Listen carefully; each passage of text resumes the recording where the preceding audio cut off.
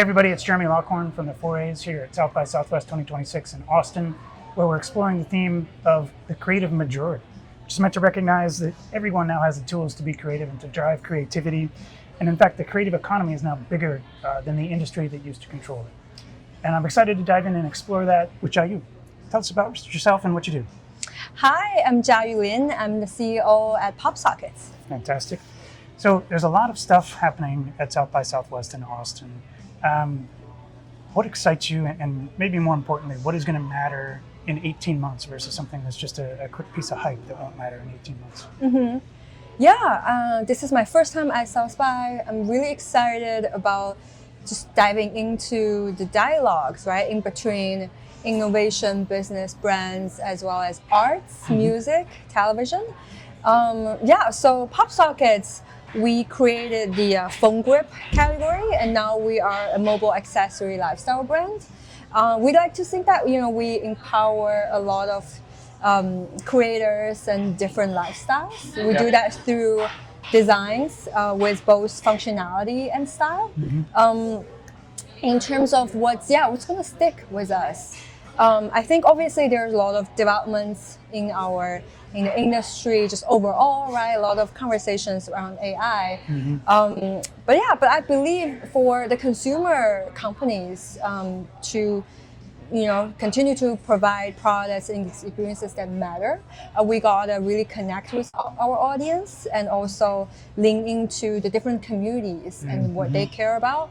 And to that, I can't quite predict what's going to happen in the future, but I can just say that opportunities like South by and our just daily work enable us to really listen to our consumers. Yeah, like we were saying at the top, everybody is now creative. Everybody's in the creative business.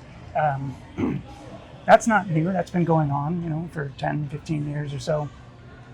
But when did that shift happen for you in your role? And what does it mean for you in your The role? creator economy in general? Basically, yeah. Yeah, I think I've been working with in the consumer retail industry for about the last 10 plus years. The beginning of it really started to see a shift, right, from a more centralized broadcast kind of way of brands speaking to its audience, right? And then fast forward to today, I think many brands value building connections with the community, not just to speak at them, but to invite them in and create things together. I think that's a major shift that happened over time, and I think we are only going to see more of it. Co-creation, then, basically. Yes. Yeah, that's interesting. So, do you work with advertising agencies, or do you do everything in house? We've worked with different agency partners, right? We actually just did our brand positioning and visual identity refresh last year. We worked with a couple agencies on that.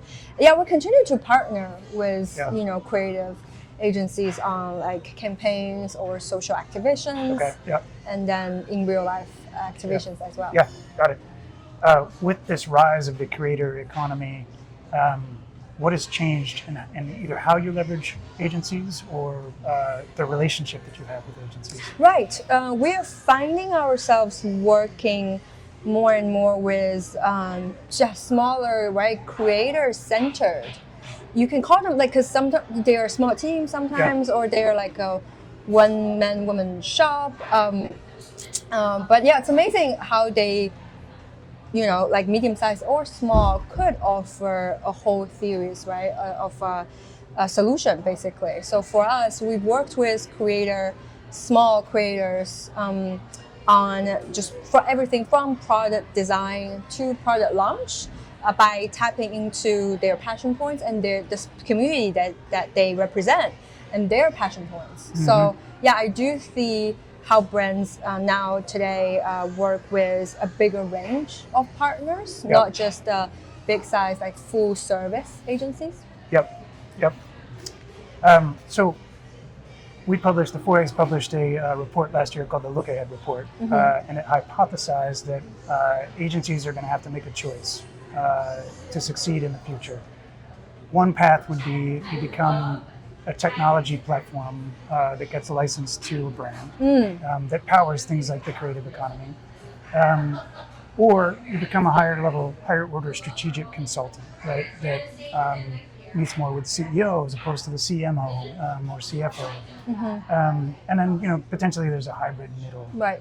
Does either one of those paths feel more urgent to you, like in terms of how you see your needs evolving from the agencies that you work with? Yeah, no, that's interesting. Like I, told you previously, I continue to see a role with, of us working with agency partners, and we will continue to have a spectrum of need. I think, so I think from top level, like agenda, all the way to making certain execution collaboration like easier to happen. Yeah, I can see us need help everywhere. But the technology platform idea is intriguing, right? Because I was just attending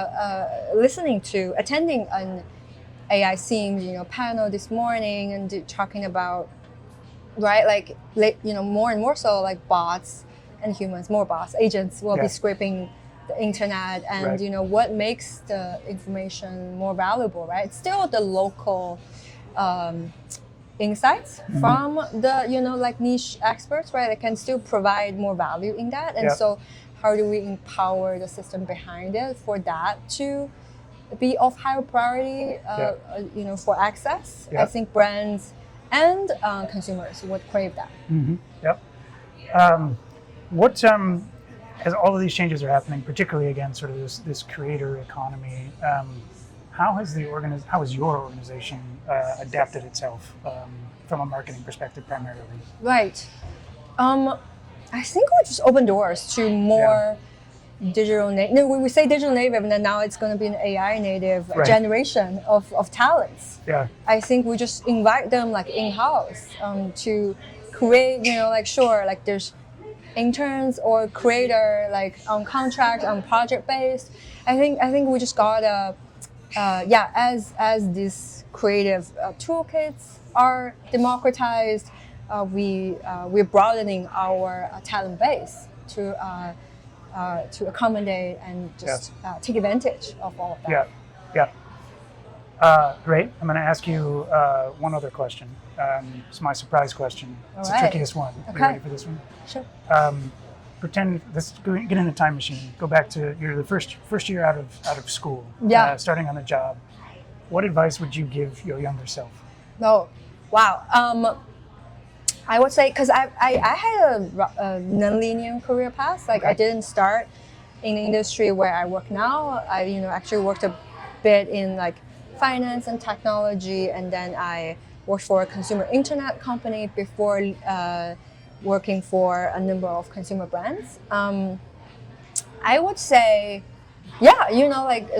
things inevitably would change, and you gotta learn to adapt. But you gotta just really be open-minded, and because I have a purpose of, I think, the thing that hasn't changed within me is that I want to connect with people and just create experiences for that I would enjoy, but also create for more people. It's helpful and very rewarding to gather skills from the non-obvious places and not necessarily linear career paths, but the dots would connect and they would fall in place, and so no time wasted really. And then of course we're entering quite unpredictable times, even more so than before. But I would say let your heart guide you, and also believe that all the exploration will all be useful. Adaptability and exploration and experimentation. Yes. I love it. That's a perfect place to end it. Thank you again so much for spending time with us and sharing your insights. Thanks everybody for tuning in, and stay tuned for more updates from the 4As at South by.